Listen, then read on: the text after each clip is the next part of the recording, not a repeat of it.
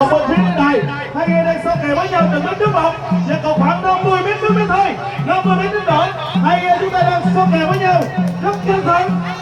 Dường như đội Yên Hoa Tiểu Cần đang nhịn hơn khoảng 1 mét nước mà thôi, và 20 mét nước nữa thôi. Hai người cố lên.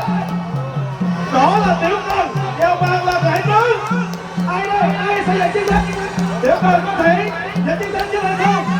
Chúng ta cùng vỗ tay thật lớn lên.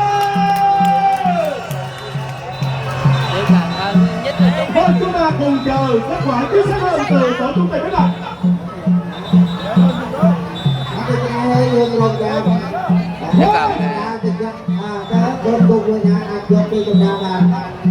hoàn thành kết quả cuối cùng, kết quả chính xác. Xin chúc mừng đội Yên Hoa. Xin chúc mừng đội Yên Hoa. Nhất là con chúc à.